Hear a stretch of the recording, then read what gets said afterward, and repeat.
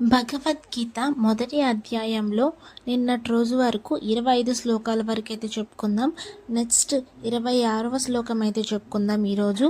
తత్ర పశ్యత్ స్థితాన్ పార్థః పితॄనథ పితామహాన్ ఆచార్యాన్ మాతులాన్ భ్రాతృన్ పుత్రాన్ పౌత్రాన్ సఖింస్తథా.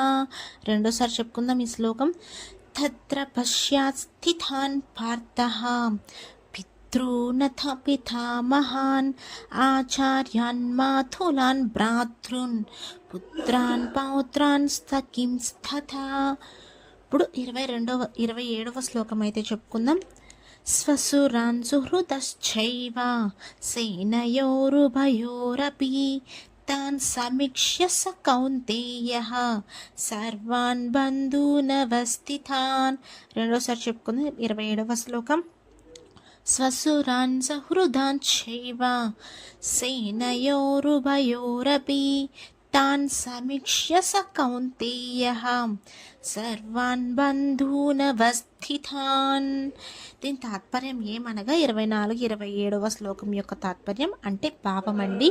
అంతట కుంతిపుత్రుడగు అర్జునుడు ఆ రెండు సేనల యందును యుద్ధమునకై నిలిచియున్న తన తండ్రులను, తాతలను, గురువులను, మేనమామలను, సోదరులను, కొడుకులను, మనవండ్రులను, చెలికాండ్రను, మామలను, మిత్రులను మరియు సమస్త బంధువర్గమును కనుకొని మిక్కుటమగు కనికరము తన్న వేషింప దృక్కించుచు శ్రీకృష్ణుడితో ఇట్లా చెప్పెను.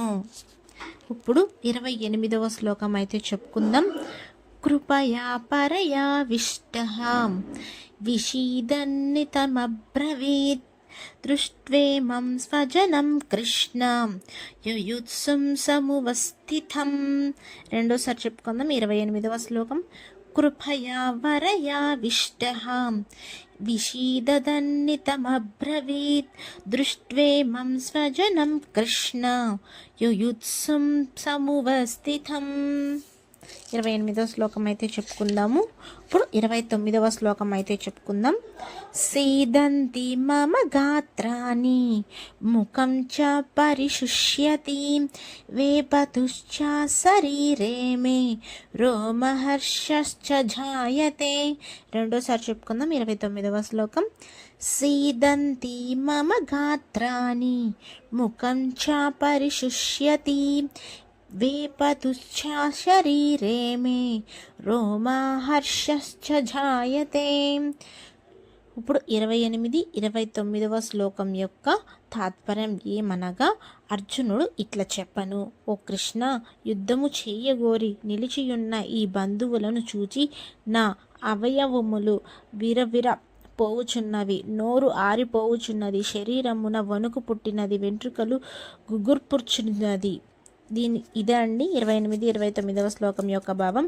ఈ రోజుతో అయితే 29 శ్లోకం వరకు చెప్పుకుందాం. నెక్స్ట్ శ్లోకాలు నెక్స్ట్ వీడియోలో చెప్పుకుందాము. అందరికీ హరి ఓం అండి.